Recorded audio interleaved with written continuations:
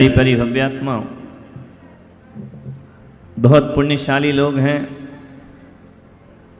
कि ऋषभदेव, जिन ऋषभदेव को पाने के लिए सारी दुनिया बेचैन रहती है, जिन ऋषभदेव को पाने के लिए योगी योग साधना करते हैं, जिन ऋषभदेव का ध्यान लगाने के लिए बरसों तपस्या किया जाता है, जिन ऋषभदेव की कृपा पाने के लिए अनेक अनेक संत उग्र तप करके उनकी साधना करते हैं, आप सब इसलिए सौभाग्यवाली हैं कि जिन ऋषभदेव के लिए हम खुद 600 किलोमीटर पैदल चलकर आए हैं, आप उस नगर में निवास करते हैं। ये तुम्हारा सौभाग्य है, अखंड सौभाग्य है ये कि ऋषभदेव की नगरी में तुम्हारा जन्म हुआ है, यहीं तुम रहते हो, यहीं तुम्हारा पालन पोषण होता है। बहुत से लोग ऐसे हैं जो जीवन यापन पूरा अपना इसी नगरी में कर देते हैं और इसी नगरी से विदा होकर अपने मानव जीवन को सार्थक कर लिया करते हैं। ऋषभदेव भगवान के दर्शन मात्र से अनेक अनेक कर्मों का, पापों का क्षय हो जाया करता है। इस संस्कृति के कोई प्रोधा हैं, इस संस्कृति के कोई ऐसे व्यक्तित्व जिसने एक दीप शिखा बनकर के जैनत्व को प्रकाशित किया, जिन शासन को सारे जगत में लेकर के आए और जिन शासन की महिमा और गरिमा को कोई बिखेरने वाला इस धरती पर है, तो प्रथम तीर्थंकर ऋषभदेव भगवान इस धरती पर हैं, जिनके कारण श्रमण संस्कृति का बुद्धय हुआ, जिनके कारण श्रमण संस्कृति के जो उन्नायक बनकर के इस धरती पर आए। जब जब धर्म लुप्त होता है, जब जब इस देश से धर्म समाप्त हो जाता है, जब जब कलिकाल ऐसा आता है कि धर्म के लिए लोग तरसते हैं, सब कुछ भूल जाते हैं, मर्यादाओं का नाश हो जाया करता है, जब इस धरती पर धर्म की परिभाषाएं भूल जाते हैं लोग, जब इस धरती पर केवल भोगवाद का जन्म हो जाता है, जब इस धरती पर लोग पंचेंद्रिय के विषयों में आसक्त हो जाते हैं, जब लोग हित अहित का विवेक छोड़ देते हैं, जब लोग शुभ और अशुभ की परिभाषाएं भूल जाया करते हैं, जब इस धरती पर महाप्रलय जैसी भयंकर त्रासदी आया करती है, जब इस विश्व से धर्म का लोप हो जाया करता है, तब कोई ना कोई तीर्थंकर आकर उस धर्म को फिर से जन्म दिया करता है, कोई ना कोई तीर्थंकर आकर धर्म का उत्थान किया करता है। तीर्थंकर वो हैं जो सारे जगत को धर्म की रोशनी प्रदान किया करते हैं। ऐसे ऋषभदेव भगवान, जिनका पावन चरित्र, जिनकी पावन कथा, जिनका पावन प्रसंग, जिनका पावन जीवन शैली, जिसे सुनने मात्र से कान तृप्त नहीं होते, अतृप्त होते रहते हैं। कभी विचार करना, किसी एक गीत को एक बार सुनो, 2 बार सुनो, 3 बार सुनो तो गीत हमें ऊबने लगते हैं उस गीत से। एक हास्य का चुटकुला 50 एक बार 2 बार सुनो, तीसरी चौथी बार कोई बताए तो आदमी कहता है कि बंद करो, अब बोर हो चुके हैं। एक पिक्चर को कितनी बार देख सकते हो? एक बार देखोगे थिएटर में जाकर, 2 बार देखोगे, 3 बार देखोगे, मन उब जाएगा उसे देख देख करके। पहले लोगों को टीवी का बड़ा शौक लगा हुआ था, अब घरों में टीवियां हैं, देखने को मन नहीं करता है। ध्यान रखिए, ऐसा पावन चरित्र ऋषभदेव का, ऐसा पावन चरित्र हमारे तीर्थंकरों का। विचार करिए, सोचिए, एक चुटकुला कितनी बार सुन सकते हो दिलीप भाई? 1 बार 2 बार, कितनी बार सुनोगे? एक कविता कितनी बार सुन सकते हो? 1 2 बार 3 बार, इससे ज्यादा आदमी सुन नहीं सकता है। किसी के घर की कहानियां, किसी के घर की बातें कितनी बार अच्छी लगती हैं? 1 बार कोई बुराई करे, 2 बार करे, 3 बार करे, चौथी बार मन करता है उसके पास तो बैठना ही बेकार है, जब देखो तब वह बुराई ही बुराई किया करता है। विचार करिए, सोचना है एक किताब को आदमी कितनी बार पढ़ सकता है? एक बार पढ़ेगा, 2 बार पढ़ेगा, उसका मन किताब से ऊब जाया करता है। ऐसा हर पदार्थ जगत में ऐसा है जिसे बार बार पढ़ो तो मन ऊब जाता है, लेकिन मेरे ऋषभदेव का चरित्र ऐसा है जिसे 1000 बार नहीं 1,00,000 बार भी सुनो तो मन अतृप्त का अतृप्त रहा करता है। बार बार सुनते हैं। अभी पंचकल्याणक हुए तुम्हारे यहाँ, सारे दृश्य देखे हैं, सारा ऋषभदेव का चरित्र सुना तुमने, फिर तैयार हो गए सुनने के लिए। ध्यान रखिए, अतृप्त है मन, भगवान का चरित्र है ये, भगवान की कथा है ये। जितना सुनो उतना रस आता है, जितना सुनो उतना आनंद आया करता है। कौन नहीं जानता ऋषभदेव के चरित्र को? सब जानते हैं। फिर भी आज ये हजारों की जनमेदनी यहाँ 10:30 क्या 11 बजे तक बैठी है, तो ये मत समझना कि किसी इच्छा की प्राप्ति के लिए बैठे हैं। इतने लोग व्यापार बिजनेस छोड़कर, महिलाएं घरवार की चिंता छोड़कर यदि यहाँ केसरिया रंग में रंग कर बैठी हैं, तो केसरिया नाथ के पावन चरित्र का प्रभाव हुआ करता है। ये उनकी कथा का प्रभाव है। ऐसे ही नहीं आ गए हो तुम यहाँ, बहुत से लोग घरों में होंगे, थोड़े किस्मत वाले होंगे, मीडिया से घर में बैठ करके देख रहे होंगे। कई तो ऐसे भी होते हैं कि दुकान भी चलती रहे, कथा भी सुनते रहे। ऐसे लोग भी होंगे इस धरती पर। लेकिन मैं कहता हूं कि उन सबसे भी ज्यादा सौभाग्यशाली कोई है, तुम्हारा जीवन सबसे ज्यादा सौभाग्यशाली है। यहां बैठकर ऋषभ कथा का श्रवण करने का सौभाग्य मिला है। यदि यहां नहीं आते तो कौन भगवान की बातें सुनाता तुमको? क्या कर रहे होते घर में? वही रोज की जिंदगी, वही खाना पीना, रोज का जीवन हमारा व्यर्थ का जीवन, कुछ अर्थ नहीं है उसमें। लेकिन ऋषभदेव का चरित्र जो सुन लेता है, सुनने मात्र से जीवन का उद्धार हो जाता है, कल्याण हो जाता है। क्या नहीं था महाराज श्रेणिक के पास? धन, पैसा, रुपया, कोई कमी थी श्रेणिक के पास? किस चीज का अभाव था उनके जीवन में? महाराजा श्रेणिक मगध देश के महाराज, मगध सम्राट जिन्हें कहा जाता है, बिंबिसार भी उनका नाम हुआ करता है। राजा ग्रही राजधानी जिनकी, क्या नहीं था उनके पास? रुपए थे, धन था, वैभव था, रानियां थी। महाराजा चेतक की पुत्री जिनकी पटरानी थी। सुना कि विपुलाचल पर भगवान महावीर का समोसरण पधारा है। नगर घोषणा करते हैं श्रेणिक महाराज कि सभी चलो भगवान के दर्शन करना, वंदन करना, सुमरन करना। लोगों ने पूछा कि महाराज क्यों जाना वहां? क्या है उनके पास?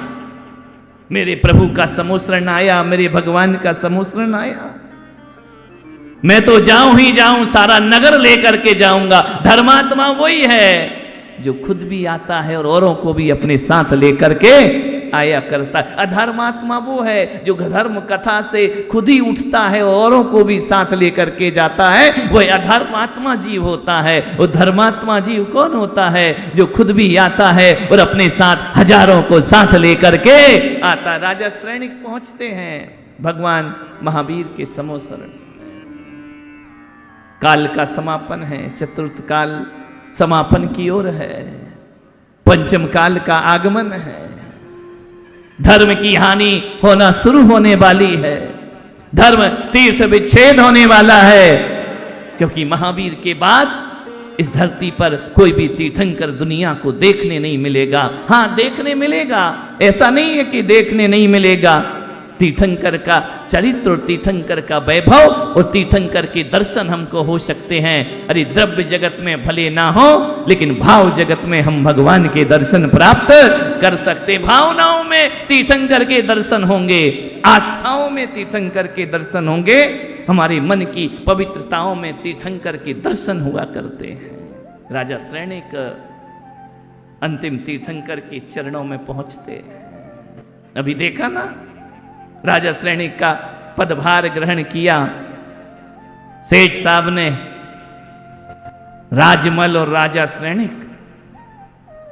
इसका कोई चुनाव नहीं होना था, कोई बोली नहीं लगनी थी, बस यही था कि जिसके आगे राज है वही राजा होने का अधिकार रखा करता है। और तो और छोड़ो, वो भी राज और उनके घर में भी राजा।